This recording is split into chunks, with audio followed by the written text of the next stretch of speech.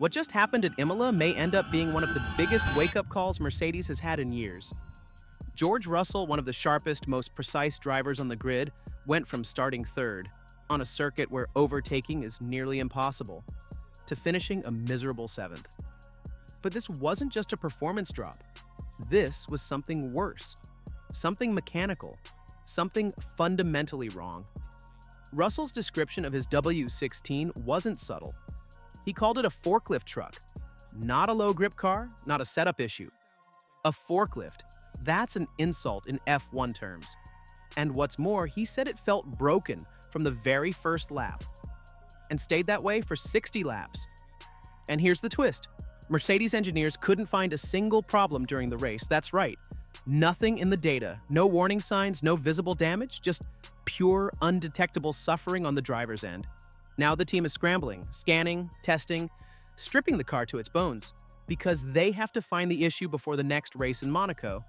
A track that punishes instability like no other. And guess what? This isn't just about fixing a car. This could determine the course of Mercedes' entire season, maybe even George Russell's future.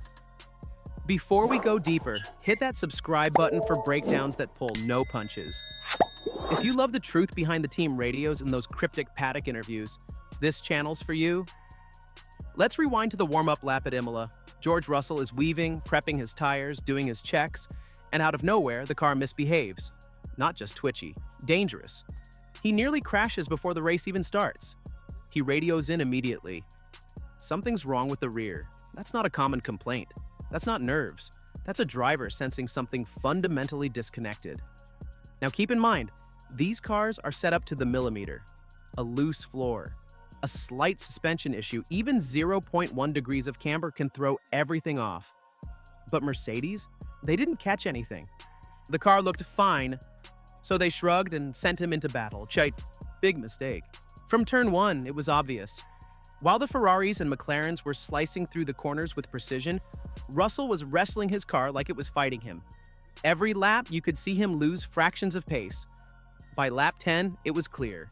This was survival mode, not racing. And yet Mercedes still couldn't find a smoking gun. That alone should terrify them. Because what's more dangerous than a problem you can't see? A problem you can't replicate. Because if they can't replicate it in Monaco, Russell might crash before quali even ends. Let's not forget, this is a guy who's usually laser sharp with feedback. If Russell says something's off, you better believe it's off. Andrew Shovlin, the man with perhaps the toughest engineering job in the paddock, confirmed on Mercedes' debrief show that they're now conducting a full forensic investigation. No shortcuts, they're checking every nut, every panel, every stress point, and they're doing it in Monaco. Talk about pressure. But here's the problem. Mercedes already said the car was fine after qualifying at Imola. No changes were made overnight. So what went wrong between Q3 and the formation lap? That's the big mystery. Is it a heat-related chassis warp?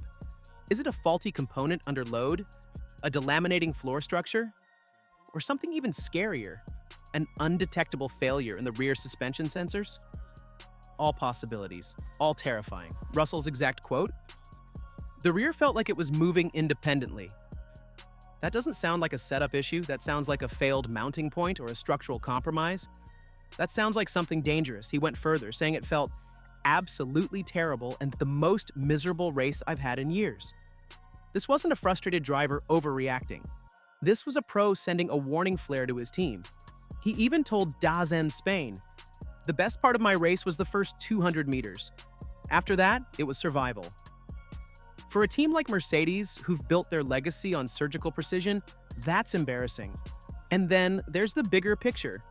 Because while Mercedes was floundering at Imola, their future star, Andrea Kimi Antonelli, was dominating in F2. Now imagine this.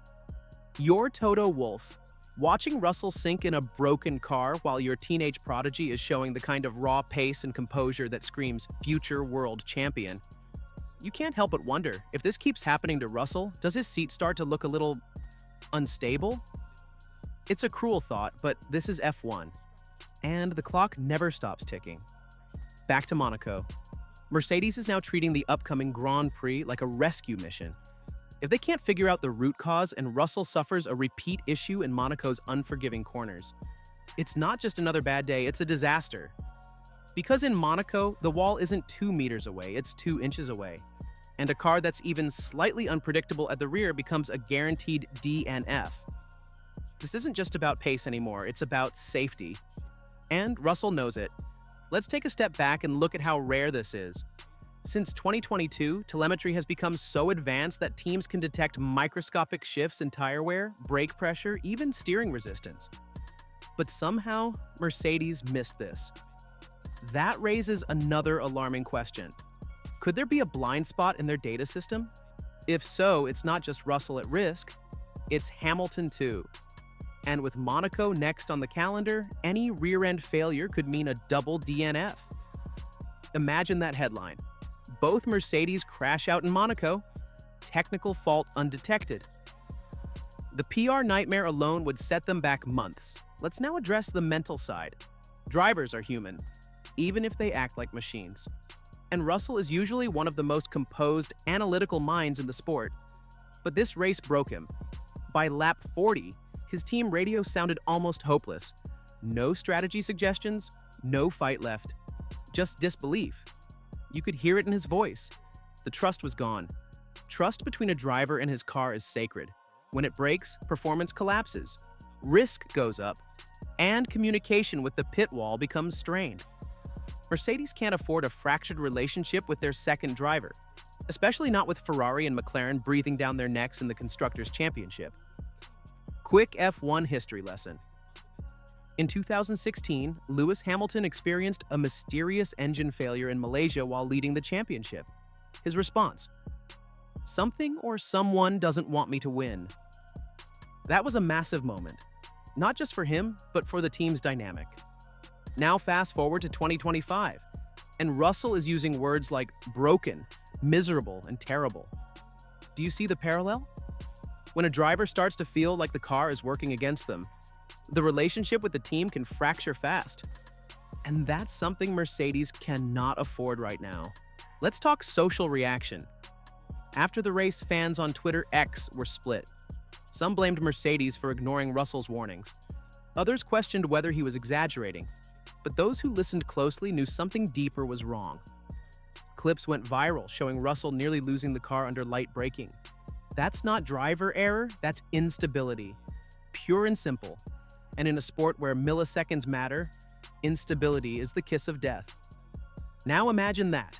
Millions of fans analyzing your every twitch, every steering input, every wheel lockup. And all you can say is, it felt broken. That's rough. So where do we go from here? Mercedes has until Thursday practice in Monaco to identify and resolve the issue. That gives them, at best, 5 days to disassemble, scan, and reconfigure Russell's W16. And if they don't, expect fireworks, because Russell isn't going to hold back this time. If it happens again, he'll speak, loudly, publicly, and that could shake the very foundation of Mercedes' driver strategy for the next few seasons. And now, a second reminder, if you're still watching, and I know you are, hit that subscribe button. You won't want to miss what happens in Monaco, and this channel will be your front row seat to the fallout. Raw, fast, and unfiltered. Final thoughts. George Russell's race at Imola might just go down as one of the most confusing and telling moments of the 2025 season. A driver's instincts versus a team's data. A top-tier machine behaving like a forklift. And a championship-level team suddenly looking very vulnerable. This is a critical moment for Mercedes. Because if they fix the issue in Monaco and Russell flies again, redemption.